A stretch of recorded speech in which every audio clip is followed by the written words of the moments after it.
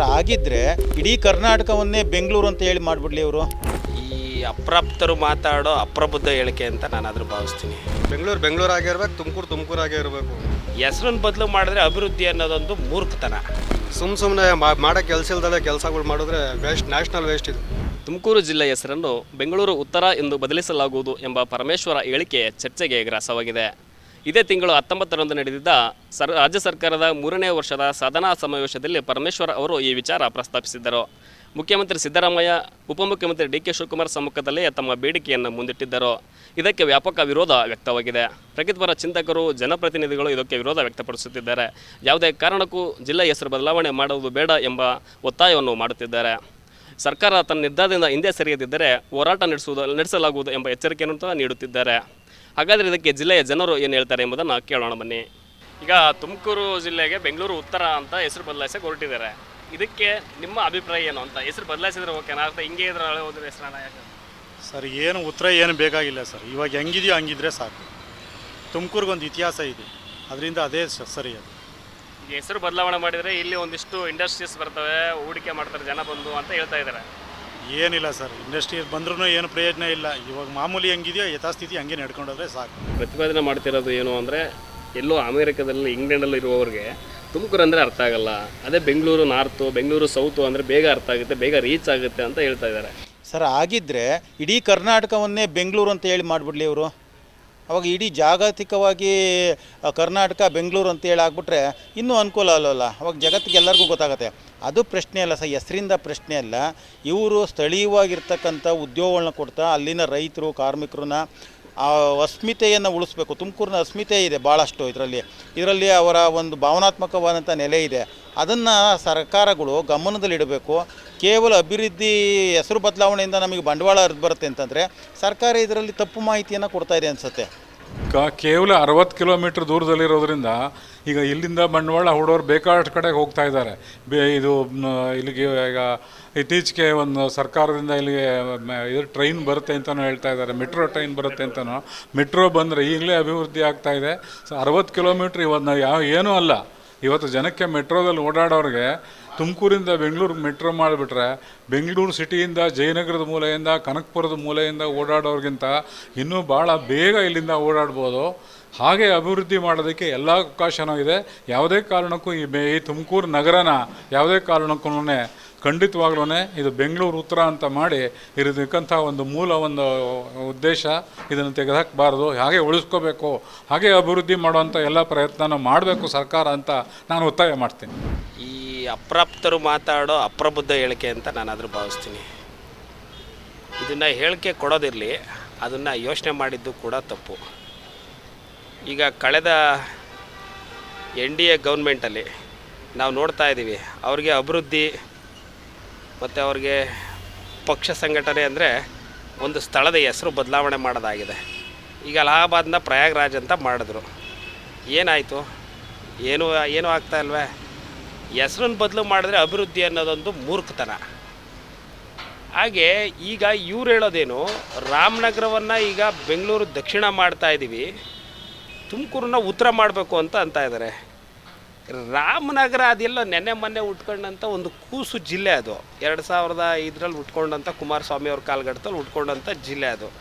ತುಮಕೂರದೇ ಆದಂಥ ಇತಿಹಾಸ ಇದೆ. ಇಲ್ಲಿ ತೆಂಗು ಬೆಳೆತಿದ್ವು, ತುಂಬೆವು ಬೆಳೆತಿದ್ವು, ಟುಮ್ಕಿ ಬಡಿತಾ ಇದ್ವು. ಈ ಕಾರಣಕ್ಕೆ ತುಮಕೂರು ಅಂತ ಬಂದಿದ್ದು. ಈಗೇನಾದರೂ ಇಂಥ ಯೋಚನೆ ಮಾಡೋದಾದರೆ ಇದೊಂದು ಸಾಂಸ್ಕೃತಿಕ ದಾಳಿ. ಇದನ್ನು ಬೇರೆಯವರಿಂದ ನಾವು ನಿರೀಕ್ಷೆ ಮಾಡಿದ್ವು, ಇದನ್ನು ಪರಮೇಶ್ವರ್ ಅವರಿಂದ ನಿರೀಕ್ಷೆ ಮಾಡಿರಲಿಲ್ಲ. ಅನುಕೂಲ ಆಗತ್ತೆ ಅಂತ ನನ್ನ ಅಭಿಪ್ರಾಯ. ಯಾಕಂದರೆ ಬೆಂಗಳೂರು ಅಂತ ಹೆಸರಿಗೆ ಒಂದು ಆಕರ್ಷಣೆ ಇದೆ. ಹೊರದೇಶಗಳಿಂದ ಅಥವಾ ನಮ್ಮಲ್ಲೇ ನೆಲೆಸಿ ಇರ್ತಕ್ಕಂಥದ್ದು ಏನಿದ್ದಾರೆ ಅವರೆಲ್ಲರೂ ಬೆಂಗಳೂರಿಗೆ ತಂದು ಬಂಡವಾಳ ಹಾಕ್ತಿದ್ದಾರೆ ಕಳೆದ 40 ವರ್ಷದಲ್ಲಿ. ತುಮಕೂರಲ್ಲೇ ಇದೇ ಸೋಮೇಶ್ವರ ಬಡಾವಣೆಯಲ್ಲೇ ಒಂದು 100 ಜನ ಅಮೆರಿಕದಲ್ಲಿದ್ದಾರೆ. ಯಾರೊಬ್ಬರು 10 ರೂಪಾಯಿ ತಂದು ಇಲ್ಲೇನು ಬಂಡವಾಳ ಹಾಕಲ್ಲ. ಬೆಂಗಳೂರು ಕಡೆ ಬೇರೆ ಕಡೆ ಮಾಡ್ತಾರೆ. ಬೆಂಗಳೂರಿನ ಹೆಸರು ಒಂದು ಆಕರ್ಷಣೆ ಇರೋದರಿಂದ ಬೆಂಗಳೂರು ನಾರ್ತ್ ಅಂತ ಹೆಸರಿಡೋದು ಸೂಕ್ತ ಅಂತ ನನ್ನ ಅಭಿಪ್ರಾಯ. ಅಸ್ಮಿತೆ ಪ್ರಶ್ನೆ ನಾವಿಲ್ಲಿ ತಗೋಬಾರ್ದು.